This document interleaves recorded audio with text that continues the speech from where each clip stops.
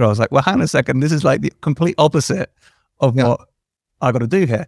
And it's a genius move by YouTube, really, because the outcome is a better experience for everybody.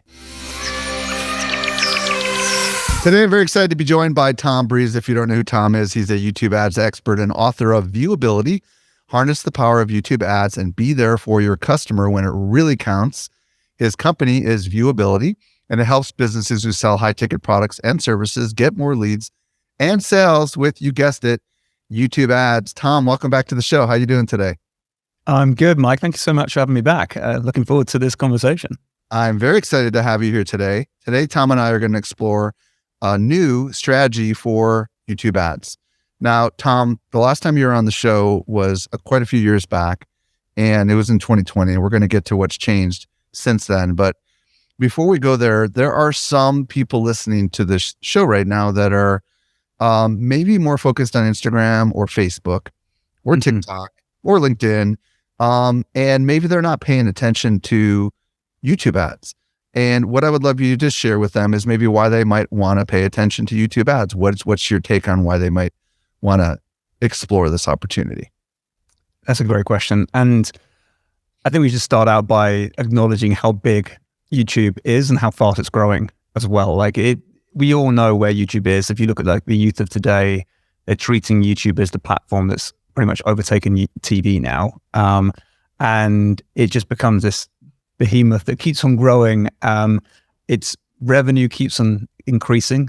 So the ad inventory and how brands advertising the platform keeps on increasing. The platform's getting better.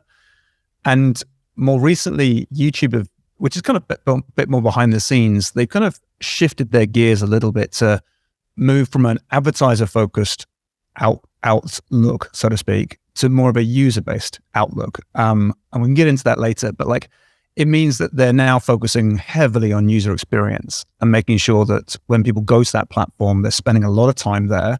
They're liking the content they're seeing, they're engaging with it, and it's becoming a stickier and stickier platform. So for a brand that's considering a platform outside of the Facebook, Twitter, TikTok, LinkedIn ecosystems, YouTube is this like huge platform that works very differently because it's still considered, I think, a social media platform stroke search engine. No one knows where to place YouTube necessarily, but it's this platform where people go to when they're full of intent, they're looking for answers, they're looking for solutions. And if you're a brand that has good content and good value to share, it's an amazing platform to be on.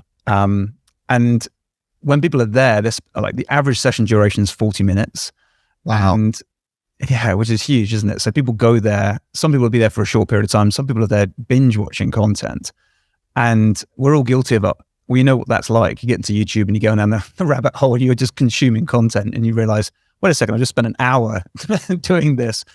But during that period, there's a very good chance you've watched some videos from new brands you've experienced for the first time, and you've got to know them, you've got to like them, you would trust what they have to say. And if you spend enough time with them, you're starting to consider even buying something from them. You want them in your life more because you think like, this is really good content, I want more of it. And I think that's really important from where we're at right now and moving to this world of AI. We're going to have so many sources of information we can gather information from. And when you have that and you have a overwhelming amount of information out there, just present and always being created on the fly, you're going to start to lean towards and pivot towards sources of information and say, I need a brand. I need someone who I can trust to give me the information I need. And that's where video works particularly well, but obviously the home of video is on YouTube. So if you can establish your brand now on YouTube, you stand to position yourself as that thought leader, but also in the eyes of your viewers, they'll get to see you, know you, like you, trust you, but would value you and would go back to you to see what you have to say. I do that all the time. I kind of subscribe to people's channels because I'm like, if I want to buy a new camera, I know exactly the channels I'll go to see if they've reviewed those products. And if they like them, I'll buy them. If they don't like them, I won't buy them. And I don't consider even the brand telling me how great it is. I want to see what the YouTuber has to say about that product. And it says a lot, doesn't it, about the brand and the impacts you can have if you're a contributor on those platforms.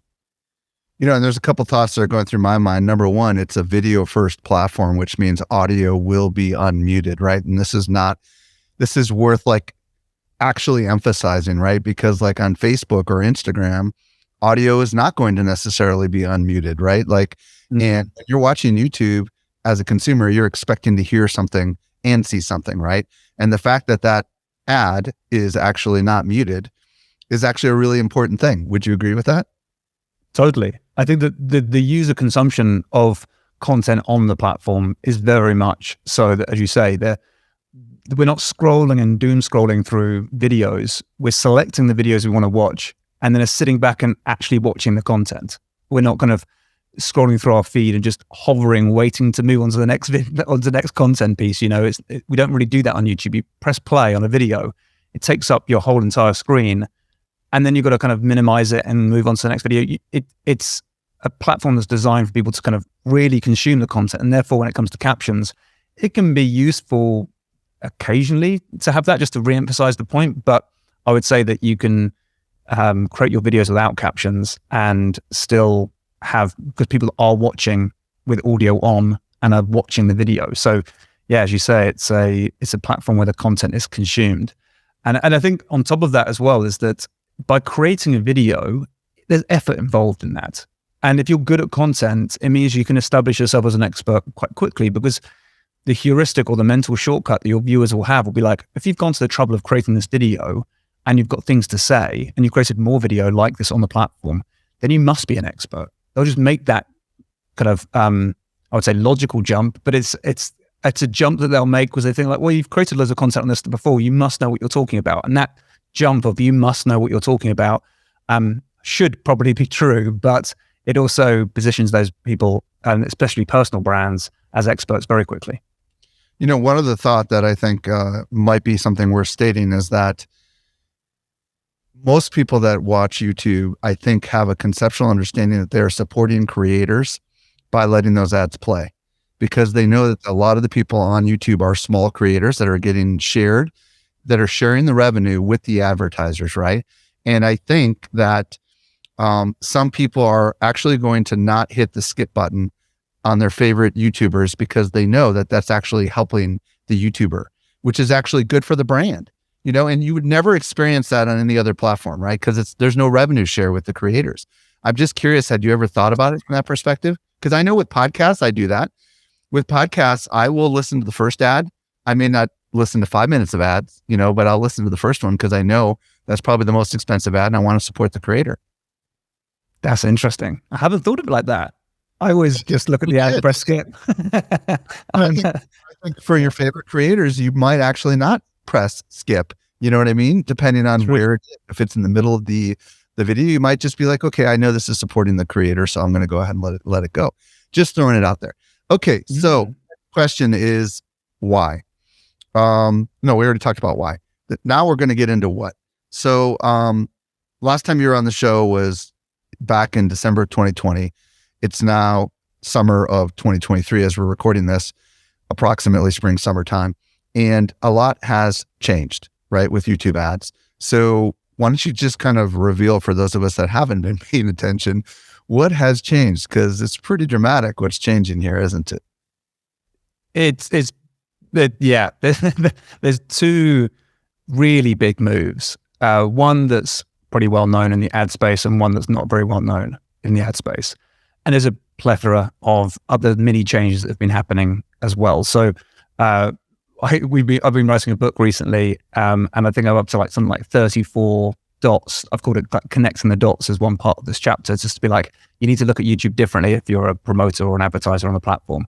And there's 34 different things that are worth considering. But there's two really major things that have changed the game drastically. And when I say change the game, it's changed the game already, but we won't really notice it until it's too late if we don't take action now. And that's not a warning. It's more like, it's just happening. It's just the way we're going.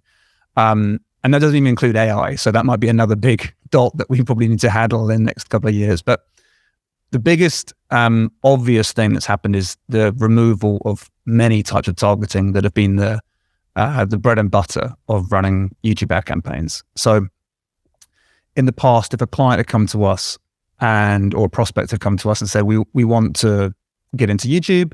We want to diversify some of our traffic sources and beyond the platform of YouTube. We're getting started. Can you help us? One of the biggest things I'll look for is like, can I get in front of that audience easily? If I can target that audience easily, then my life becomes a lot simpler to run those campaigns. And the targeting I would have gone for in the past would be things like placement targeting, which is where you can make sure your ad runs in front of other videos by literally selecting the content creator's video and say, I want to run my ad in front of that video there. And you can select actually the individual videos or the channels. That was like placement targeting. You could have keyword targeting, which is where if someone's recently typed in a keyword or have been watching videos about those sorts of keywords, then you would tag, like you'd almost like show your ads in front of those people.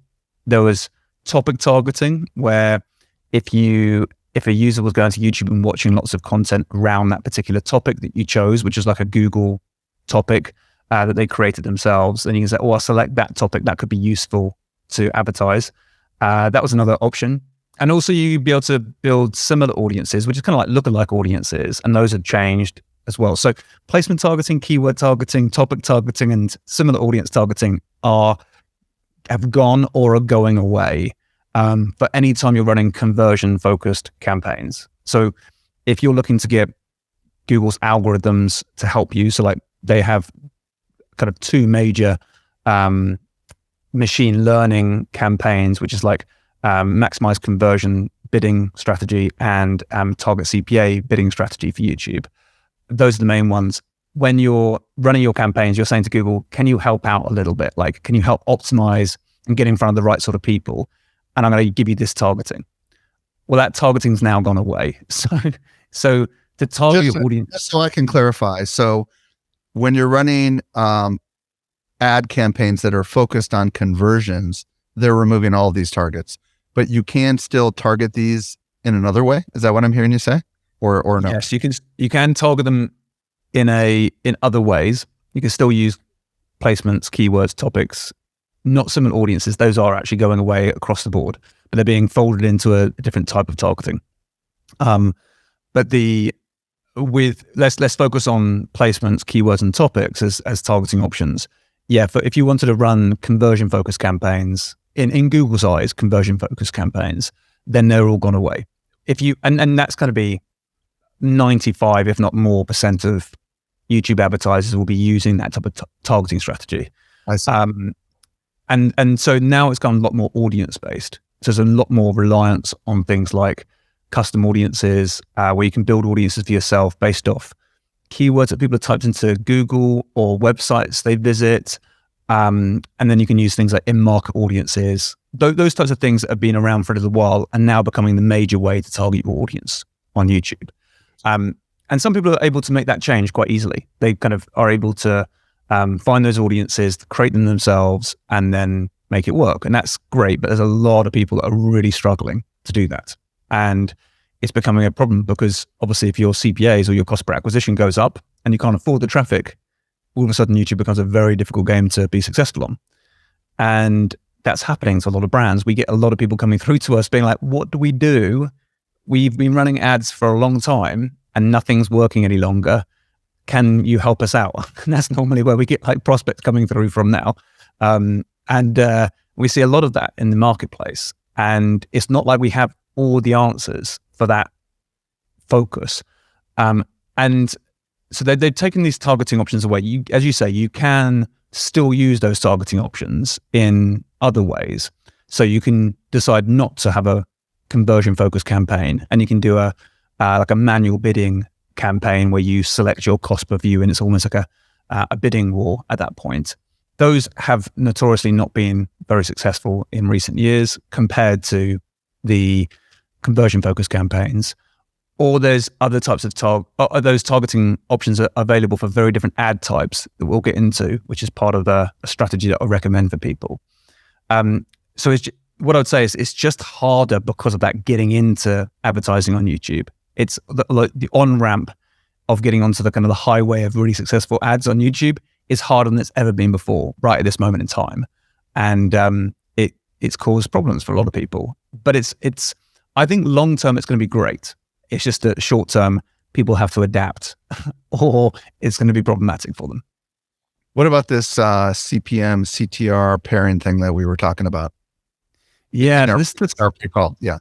Yeah, this is the second big change that's kind of gone onto the radar and people haven't realized, but only now they're starting to see the ramifications of this change that YouTube had made. So just before the pandemic really took hold, when this is the start of when YouTube were bringing out these conversion focused campaigns where you could use some of the machine learning, YouTube shifted from a bidding war strategy, so to speak, like the good old days of Google advertising almost, where you say, well, I'm willing to pay this much to be right at the top with my ad on the Google interface. It's same with YouTube. You'd almost be like, right, my maximum cost per view will be $1 or $5 or whatever you want it to be. And you'd almost like outbid your competition to show your ad. And then they started to introduce the machine learning and those performed very well after a few months of testing and things. But they brought these out, but the way that the financial model behind those ads differed. And what ends up happening is that, and the whole reason why they did this is because they realized that they want to make sure that people stay on the platform. Obviously, if you're YouTube and you're running this big platform, you want your users to stay on the platform because your users watch more videos, and that's how the content creators and how YouTube make their money. Prior to that, they were fully focused on the advertiser because they needed to get advertising dollars onto the platform. And not many people advertise on the platform for many years. I've been doing this for 10 years. And for many years, it was super easy to get great results because no one else was there. It was almost like you could throw up any ad and it would probably work. And the competition was very low because YouTube were focused on like, we've got to get more advertisers on the platform. So they'll kind of do whatever they can to get you there. It was the same with Google when that started out.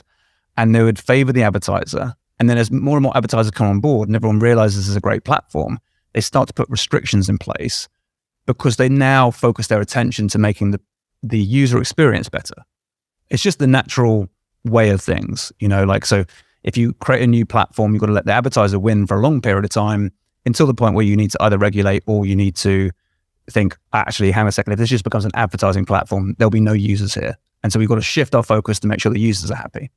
And by changing this financial model, what they did is they said, if your video ad is very good at getting people to click away from the platform, we're going to charge you more, which means in the data set that we were looking at was saying, if our click-through rates increase, which has been the kind of the go-to thing to improve your YouTube ad campaigns, if your click-through rate increases, your CPMs increase, or your cost per mille or your cost of advertising increases, but not by just a little bit, by a whopping great amount. You can get 4 times more expensive traffic by doubling your click-through rate. It can be so cost prohibitive to figure this out. So you run these ads and you're like, oh, I've got a great click-through rate. This is going to be such a good ad. And then you look at it and you're like, well, hang on a second, the costs are going through the roof. What's going on here? And you can't run the ad any longer. And people don't look, because it's not an obvious thing to look for. You don't look for, oh, what's the cost of advertising for that video in that campaign that's got a very high click-through rate? You just don't see it very often. Well, and this is the opposite of the way it used to be, right? In the olden days, it was like maximized for click-through rate, right? So the idea was that whatever got the most amount of click-through rate was going to be the ad that was going to be delivered. But now what you're saying is that because YouTube wants to keep people on platform so that they can display more ads to them, presumably, right? And also allow them to have a longer session duration, like you mentioned earlier, they're actually going to punish ads that are designed to take you off platform, which is almost exactly what the purpose of most ads is, right? So this is a quandary, isn't it? Yeah, this is the quandary. And you're like, well, hang on a second, how do we run ads on the platform then? Like, what's the way to do this? And then when you think it through, so there's a formula that is the kind of the mathematics of running a YouTube ad campaign. So you've got your CPM divided by your click-through rate multiplied by your conversion rate on your website. So really it's kind of like your cost of advertising divided by your kind of the conversion rate of your customer journey. And that'll be your cost per acquisition of cost of a new customer. And for years, I was like, well, what we need to do is we need to increase the click-through rate and increase the conversion rate on the website. And I was like, yeah, if we increase those numbers, then the CPA will go down, which is a good thing. And I was like, well, this CPM thing on top of the equation, what influences that? Because it had wild swings. I was like, maybe it's competition, maybe it's seasonality, maybe it's just ad fatigue, maybe it's something. So I was like, okay, I'm going to get into this. And I couldn't work it out because I saw like little tiny fluctuations to be like, seasonality does impact it, but not hugely. But you see these massive swings of CPMs go all over the place. And it wasn't until I paired the two together and I was like, oh my word, if you increase your click-through rate, your CPM goes, there's such a neat journey together. Like the increase, the CPM increase and the CTR increase and decrease, it goes up and down. It just follows each other beautifully, so closely that you're like, well, it's so obvious. And it's obvious to you, but it's not obvious to most of the world, right? So you just helped unlock some people who are running YouTube ads that do not understand why the costs are out of control. And it's because you're doing the opposite of what YouTube wants you to do, although you are doing what you want to do. And I think this is a good transition into like, let's talk about the solution. Like, how do we go about creating ads? What strategy ought we take considering this quandary, right? Like, which is we got to leave people on the platform if we want the more economical thing, but that doesn't seem to fit with what our objective is, right? So yeah.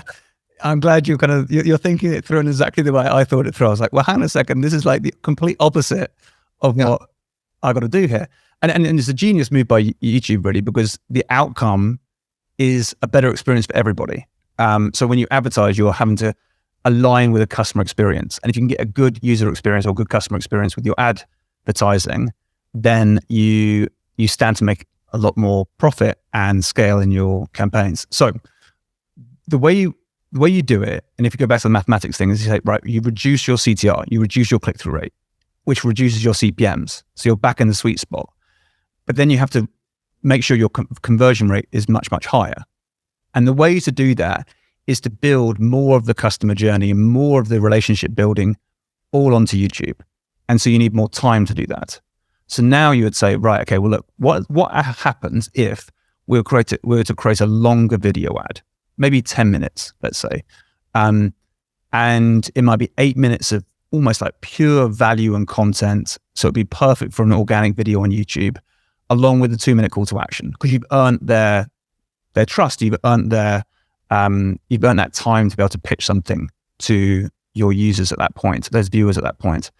And that format in itself, by running it for longer, you're going to find that you have a much lower click-through rate, but you've built ridiculously good relationships with people. They've got to know, like, and trust you.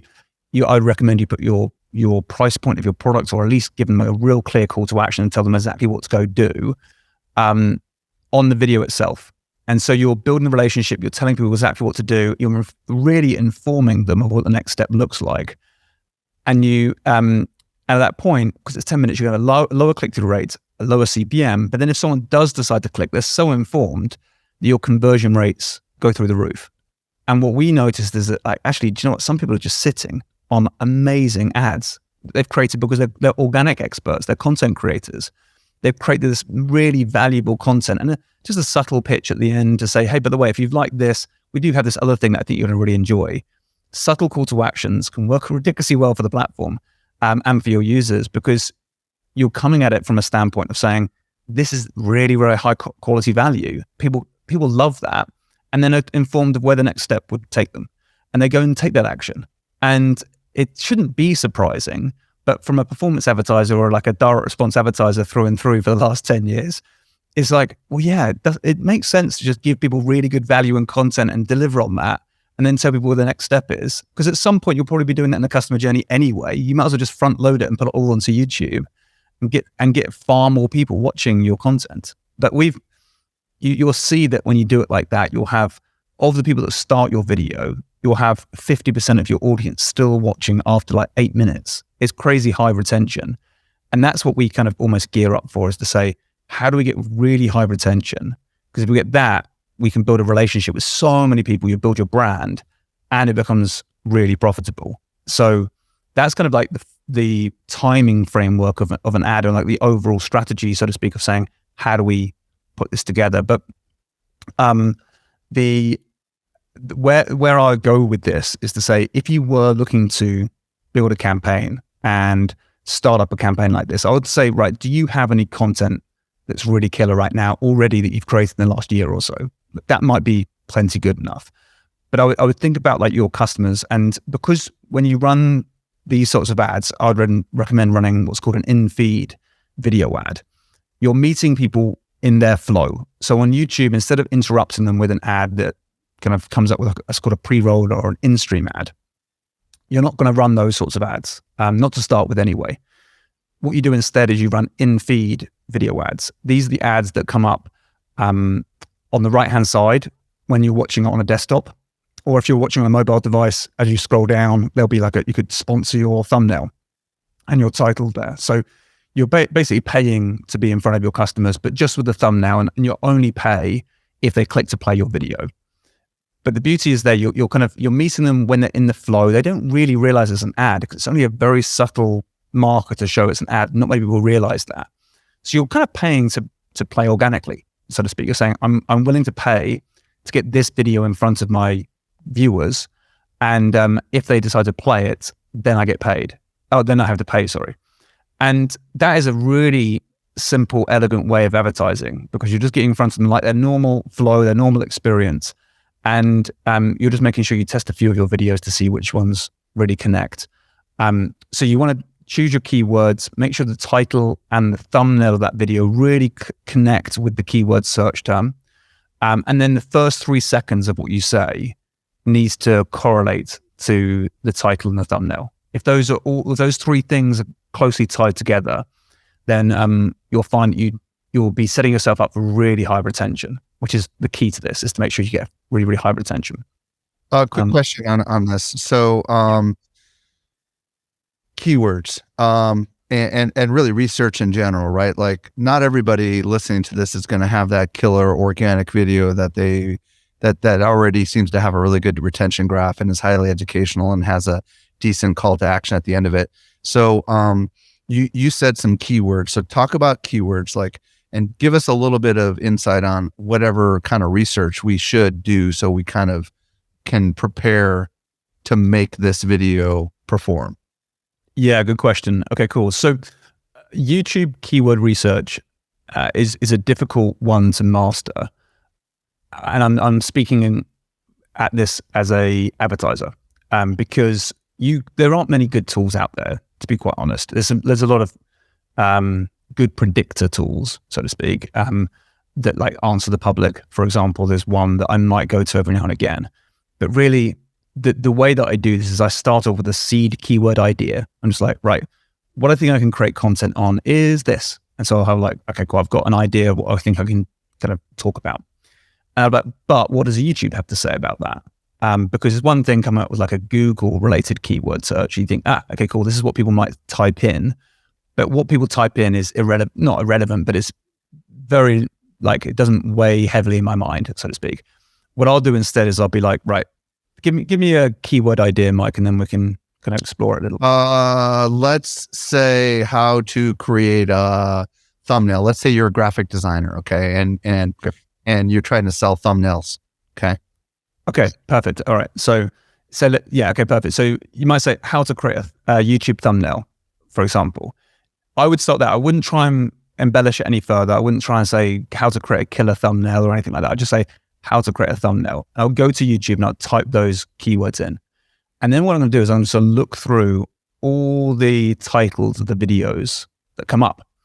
And there's going to be a very good chance that it'll be videos that will be out there. It'll be like the best 3 ways to create thumbnails in 2023. I'm like, oh, okay, I could do that. I could do a good version of that, and or have my opinion, or I've got 5 ways of doing it actually. But you're going to get the framework and the idea of what a good title might be for your video. And so that's what I'd kind of start with, is to say, try and come up with the title of your video, and then think like, what would my thumbnail look like if I was to do that? And almost like, I know I can create the content for it, but it's like, I'm just going to shape it to be very, very YouTube friendly. And then when I go and get my keywords, I'm literally creating keywords based off the titles of the videos that are already ranking. So I'm not using Google or anything like that. I'm literally just going through and be like, right, what's the first one about? That's the top 10 ways to create YouTube thumbnails in 2023. Now, if that was a keyword, I might say, or if that was the title, sorry, of the YouTube video, I might then turn that into 2 or 3 different keywords that I would use in my campaign. So it might be something thumbnail design or something like that. Well, yeah, it could be. So that would be the obvious one that would jump out at us, wouldn't it? But I would almost like say top 10 ways to create a thumbnail. That might be one keyword. Could be an entire sentence, is what you're saying? Yeah, less than 8 words, I think it has to be. Okay, good. So yeah, so then I'll be like, right, top thumbnails of 2023, or top YouTube thumbnail creation 2023. And I'll play around with so many different things. I might even type in YouTube thumbnails, YouTube 2023. I know it doesn't make any sense. What are you looking for when you type these in? Just to see if a different variety of videos come up, or like, how do you even know which ones to use? I won't know. So I just dump a load in and then I start spending money on them. And you'll be so surprised which ones win. I don't know until I start running some money. But like the beauty of this type of thing is you can spend $10 and get so much data, because your $10 will get a lot of views, and a lot of views will tell you how much retention those views turned into. And so if you had, like, let's say 20 views on a keyword that you just made up, you didn't know if it's going to work or not, and you had like 100 views, let's say 100 views on a keyword that you didn't know if it was going to work or not, but then you saw the retention numbers were really high, you'd be like, that's a good keyword. I know it is because they're watching the video all the way through. And I spent $1 and I know now it's a really good keyword. And so I would not try and play the game of figuring out every single keyword that I could go and grab. I'm really quick about it. I go and grab as many as I can, and then I'd use that for my second round. I'd be like, right, of the 50 that we started with, 10 seem to be working quite well. Now use those 10 to generate some more keyword ideas of different titles that I can extrapolate into keywords again. And I dump those back into probably a new campaign and see how those perform. And I'm just doing that iterative process, basically, of saying, right, these are the best ones. Let's get some more, and keep going from there. Because I just don't know what keywords are going to work. There's no rhyme or reason sometimes as to which ones work well and which ones don't. You're kind of working with YouTube's algorithm to place you in front of these other videos. So I'm like, great. I've got a question on this. How accurate does it have to be? Like exact match, or like what are the options as far as keywords? Does YouTube kind of try to figure out the intent of the way you put it in there, or do you put them in quotes? Do you understand? Like in the olden days when I used to do Google ads, you had options to do exact matches versus, I don't know, other, whatever they called them. Is the same thing still with YouTube? Officially you can set them up like that, but I don't. I literally just put them all in broad. I don't think we've tested it quite a few times. There's no real difference whatsoever. The only time I would be dubious about whether a keyword is going to work or not, because I normally keep it very closely knit to the actual topic and title of the video. And then I make sure that the creative is good enough, like the video is good enough to uphold and say that will answer that question. But sometimes you go a little bit outside of that when you might say, let's pick up a brand name. So we might advertise on a lot of like YouTube channel names, for example. Got it. So if I wanted to get if I was a thumbnail designer, there's a very good chance I might use Social Media Examiner or use Michael Stelzner as a keyword. Because I'm like, that's the sort of crowd that would be kind of interested in this. And I don't know how that's going to perform just yet, but it might work really well. It might not work well, but I don't know. So I'll keep an eye on those ones, definitely. Now, of course, we're using an example of a thumbnail designer, which is kind of unusual, but the thumbnail itself, do we put the words in? Like normally I know a best practice on YouTube is not to have the same words as the title of the video, but for a YouTube ad, any thoughts on like what we should or shouldn't include in a thumbnail? Is it generally best just to have a visual or words in there? What's your thoughts? Yeah, this can get quite deep as well. So I like to, because I'm like heavy on education, I want to make sure that before someone clicks, they know it's an educational video. And so I might show up a model of some sort, like a framework or a system, show that in the video. Or if you don't have that, like there's a drumming. That's the thumbnail, you mean? Show that. Yeah, you might. I definitely include the face for sure, of your personal brand. Definitely do that. And I wouldn't make it staged. I'll make it like you're halfway through your video. So don't make it like a beautiful shot of you smiling. I would make it more like that you're in. Like it was legitimately just captured from the video. Yeah, exactly. You might just say, oh, halfway through, I found a good bit that looks like I'm teaching. I'll use that. And you might, if there's graphic designers here, then they might kind of put like a nice shadow around you as the end, just make it pop a little bit more, or put some color around it, for example, and just make it a bit more obvious of what you're talking about. But yeah, show a framework, show a system. We work with a drumming expert, and on their drum set, they'll kind of superimpose numbers on the drum set, and it makes you feel like, oh, I'm going to learn a system or an approach to playing the drums. And then they'll use emojis as well as a big part of it, because emojis are a small little icon, but can actually do a lot of communication. Like a mind-blown emoji, for example, stands out, as well as it kind of tells you like this is going to be a great video probably. And then you might even, if it definitely had like the 5 ways to do something, I would probably highlight that as well. But you don't want to overcrowd it. You just want to make sure it's nicely designed. But yeah, there's just some cool bullet point ideas to think about. Let's talk about how to create a great organic video that could be used as an ad. I know you have a cool little system. Maybe we could go through that real quick. Yeah, exactly. So this is called Educate, and it's an acronym. So there's each letter stands for something, and but that would be talking about thumbnails. Like Educate as a system of like 7 letters could be a perfect thing to add to a video. So it's like, the video thumbnail. So you're going to learn the Educate framework, and it's like, oh, cool. You're going to buying time from people as well, because you're saying like, you're going to learn a whole framework. You're going to stick around for 15 minutes maybe, because I've got this to talk about, But it starts with A for attention, and attention is so important. The first 3 seconds of the video, you need to make sure you say the words of the title of the video. So as soon as someone presses play, they know they're in the right place. They know that they've clicked the video and they're going to get what you've said they're going to get. Don't start with a story. Don't introduce yourself. Don't have a brand logo spinning around. You just lose all your audience immediately. Like in today's video, we're going to learn about how to create a killer thumbnail in 7 steps or something like that, if I'm the thumbnail designer, right? Yeah, you could do that. I would almost go one stage further, if it's possible, and say, if you had like the 7 best ways to create a thumbnail, you could even start with like, all right, the first way, let's get into it. Because they already know what the video thumbnail is going to be about. You might as well just scrap that first part and just say, that's what people want. They want you to get straight into the content. Okay. So we're here to talk about thumbnails. Here's the first one, something along those lines, right? So that you instantly know that 3 seconds part's got to be in there, though, is what you're talking about, right? Exactly. You need to get really quick into the content. You might call out your demographic or your psychographic if it's important. So if you're getting in front of golfers who are looking to improve their swing or something, and it's for the older demographic, you might say, all right, if you're a 65 plus weekend golfer, let's get into this. So you might immediately just call out your audience. So someone's there like, oh, wow, this is actually for me. Great. And it's just it's going to buy you so much more time from those people, because is that also going to help you with your ad costs? Because if they abandon it in the first couple of seconds, you're not going to get billed, or is that not necessarily the case here? Not so much, because you're going to be paying your CPM anyway, regardless, or your cost per view in this instance. You've already paid for it. You just want to make sure the viewer feels comfortable that like, okay, cool, I'm in the right place at this point in the video. Okay, so it is attention.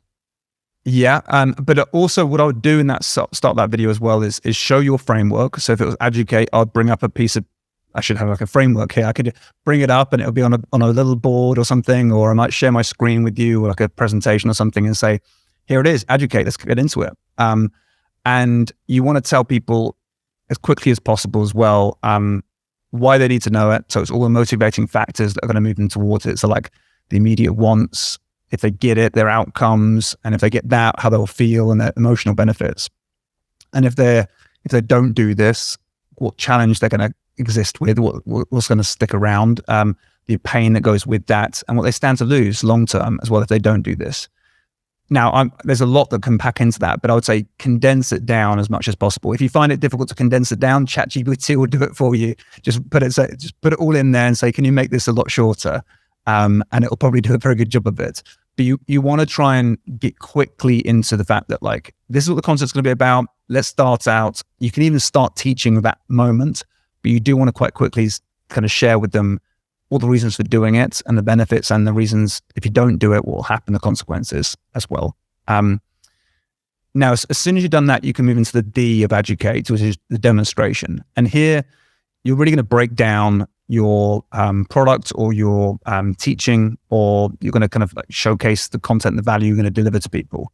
And I normally follow a system called the format system that's kind of adopted by NLP, which is like you go through 4 steps, and it's all about the learning modalities and the way people learn information. Because obviously you're speaking to a lot of people when you're running a YouTube video. I know it's one by one, but there's going to be a lot of people that watch your video. So you want to talk about like, if you're going to break down your system, let's say it's educate, you would break it down so that you would have why each step is important, what they need to know, how it might be put into practice, and then what that's going to mean for them. So it's kind of the 4 steps: why, what, how, and what if. And if they have those 4 parts, if you go through those 4 teaching like modalities, as you go through each step of your action plan or your kind of your framework or whatever it is you're teaching, people are just going to feel like, cool, I'm in the right, I know where I'm at, I'm learning this and I'm going through your framework, and it makes it much easier to consume. Now, in terms of how long to make it, earlier we said an 8-minute video with a 2-minute call to action. It could be longer than that. It could even be shorter than that, but I would say that time is a really interesting concept when it comes to advertising, because if someone feels that they've spent a lot of time with you, they'll perceive that they've, that there's kind of a sunk cost fallacy. They're kind of like, they've been here for so long, they've got so much value from you. There'll be a little bit of reciprocity of like, I want to pay back. I like this person and I would buy their programs. But also once you start investing a lot of time, this is why VSLs work so well, video sales letters work so well. Once you spent like 20 minutes to 30 minutes watching a video, you're like, oh, well, now I've got to buy the thing, because I can't just say that I watched 30 minutes and it just disappeared. It's almost like it's a bit of a fallacy, but it really is a motivating factor for a lot of people. They've kind of sunk that much time into something. So the demonstration is make sure you just deliver value. So keep it concise, but if it's longer because of good reason for it being longer, then great, go for it. And then once you've done your teaching, you're starting to now move into your call to action. And this is the rest of educate, really. So you can infuse this in as you go, but and you don't have to cover everything I'm going to talk about, but the U of educate is, so it's ADUCATE. U is for unique. So unique is saying that you have to be unique to the viewer, and your solution has to be unique to the user. So you can, you want to make sure you talk about your motivation to create this framework in the first place. Like, why was it so important for you to create this, to fix this problem for people? And you want to share with people your values. Like, and you may not have uncovered this for yourself before either, but like, why do you do what you do? Why is it so important to you? And what are your values? Like, it's really important to share that with your viewer, because it will make them connect with you a lot more powerfully if they feel like, oh yeah, I stand for the same thing. Like, if you just wouldn't put up with this problem any longer, and why is that the case? Maybe there's a bit of a backstory behind it. They'll feel like not only you may be qualified because you're an expert in this area, but they're attached to you. They're kind of connected on the same journey with you, and they want to be part of your mission almost to fix this problem. Now, you also want to show people, so you're showing them your values and why it's so important to you, but you also want to show them your unique point of view on things. So if you have a background that allowed you to tackle this problem in the first place when no one else had that background, and that's why you were able to fix this problem, you definitely want to talk about that. So for me, looking at advertising on YouTube, I feel like I have a unique perspective to most people because I've been doing direct response advertising on YouTube for 10 years.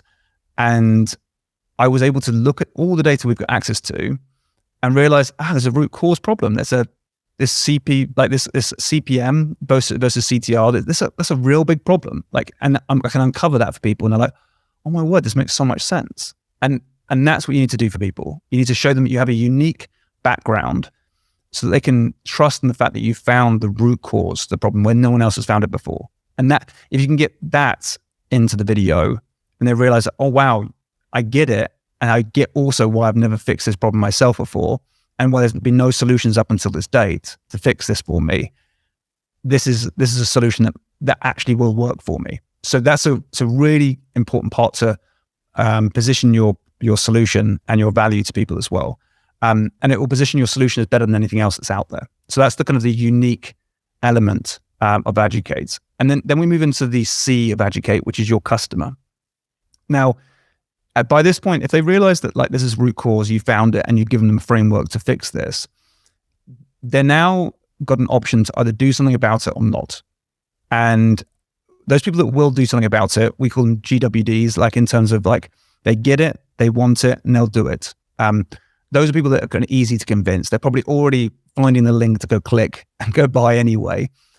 And you can talk about those people like, hey, look, chances are if you've been watching this video, you might be someone that's just ready to just get into this, want it and do it. You'll find a link in this video. You can do a soft call to action. But before you do that, tell them the type of identity they have. Like, who are those sorts of people that go do that? You might be an action taker. You might be someone who's just kind of a real go-getter, something that like is part of who you like to serve. You say, these are the people that I work with really well. They might have a level of status and they're part of your community. So, people like us will go click that link and go do it because you know it's going to make sense for you. You finally found a solution that's going to work for you. Off you go, done it. You also might be identity B. You also might be someone that's not ready yet. Now, we don't want to kind of position them as lesser by any stretch of the imagination, but what we do want to do is align with them. Because we want to say, look, the chances are you're not ready to make a step just yet is because you have probably been burnt in the past. And really, like when we do like psychological analysis of this, it's like it's part of the person who doesn't want to take action because there's a big part of their internal unconscious mind, which is full of protection. It's saying, don't go buy that thing, don't go do that thing, don't take action because we want to keep you in a safe space. Last time you did that, do you remember when you burnt your fingers last time you did that? Don't do that again. That was a silly thing to do. And it's a great mechanism for your mind to have, but it's protection. And you can't fight it, you can only align with it. And so the best way to do this is to align with them and say, look, yeah, the chances are because I was in a similar place, I tried out so many different things and got burnt before as well. I get it. That's the whole reason why I started this thing in the first place. So you kind of want to align with them and say, look, this is your opportunity to become a GWD, someone who gets it once and want to do it. You have this opportunity now, and it's your choice to choose which identity you want to be. Do you want to be someone who's a dabbler and doesn't want to do this, or do you want to actually go and do this properly now? And that creates tension, and that's what we need to get people to take action, is you need to give them tension that is kind of evergreen. Tension is normally used with like urgency or scarcity, or saying time's running out, places running out, etc. But you can't really easily do that with a YouTube video. So you just say to them, you're getting to choose who you want to be today. You get to choose, do you want to be someone who's going to fix this problem and go get it and do it? Or do you want to be someone that doesn't go do that and let the protection take over? Because the first step is just easy. The first step is clicking the link and taking the first action. So you're kind of giving that tension, but you're giving them a choice of saying, who do you want to be? Which is a much bigger question rather than, do you want to click a link? It's who do you want to be is a lot more stronger. And then you move into the A of Educate, which is adapt. So this is the second A, but the second A is adapt. What's really nice to be able to do is to say, on your journey to creating this program or this framework that you have, you want to say to people, it wasn't always easy and it wasn't always perfect. And you're showcasing or kind of revealing a slight drawback to the product that once was. And so the adapt section of this is you're saying, when we first created it, it was always efficient. It always did the job, but it was a bit slow, complicated, costly. It wasn't very accessible. So let's say, for example, you say, right, the best doctor in the world, just the most difficult person to get hold of because they're so in demand. And they've got the solution, but I just can't get it because I don't have the right doctor. It's like they become a scarce resource that it's difficult to get hold of that person. You know that the solution works. It's just so difficult to get it. And that's another reason why your product is great, but needed work on it. And so you can say it had this drawback and it was too costly, it took too much time, whatever it was, just choose one thing that highlights that slight drawback. And by doing that, by going first and showing people there's a slight drawback, people will believe like you're a trustworthy source of information. I believe in what you're saying here. And I like you for telling me that there's a slight drawback. And you can say that's why we had to go back to the drawing board, or where we had to kind of keep on improving this product until it was ready. And now that it is ready, that problem is fixed. People are getting results in record time. It's now accessible for a lower cost, and it's more accessible than ever before. Whatever the solution is that fixed that problem to begin with is going to be able to be highlighted in the video. And that leads you on to the T of educate, which is where you now talk about the trust element of your product. So you can say, now that problem is fixed, or now that kind of slight drawback is fixed, look at the accolades we've got. This is the press talking about it. These are the events that I speak at. This is the book that I've written. Here's the testimonials we've received, the reviews we've received. Whatever you want to kind of talk about, your success stories, is where you kind of get an opportunity just to quickly mention them. Don't go deep into them. Just more a case of just like saying, because of this adaptation that we made to the actual framework, it's now got this sort of result. And then you'll go into the E of educate, the last letter, which is the exit, which is where you kind of say to people, here's what you're going to go do next. And you're going to lay it out for them. You can say, go do this, then this. It costs this much money. Go and take your action now. Tell them who it's for, who it's not for, and remind them of their identity again. Are they going to be a go-getter or not? And if there's any bonuses or guarantees, you can include it in the video, or you might want to lead that onto the website. So it's up to you at that point.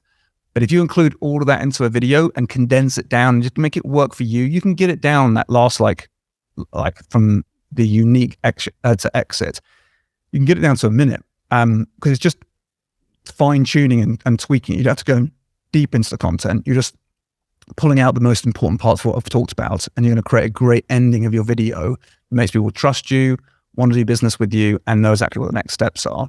And if you leave that price point in the video, then you're going to find that will disqualify those people, and so they won't click, and so your CPM's nice and low anyway.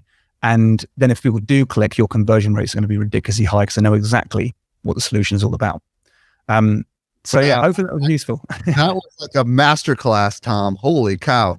That just the answer to that one question was like a masterclass. Thank you so much for answering that. And I'm sure a lot of people listening are like, man, I should create all of my videos, organic or not, this way, because this actually works. And what's great about what you're talking about is if you follow this method and these videos, you can start them out organically. And then the ones that really seem to have a high retention graph on those are the ones that can turn into an ad, which I'm super excited about.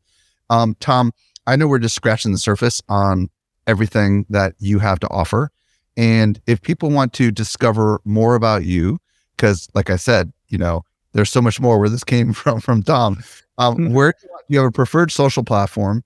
And also, if they want to reach out to you directly, do you have a website you want to send them to?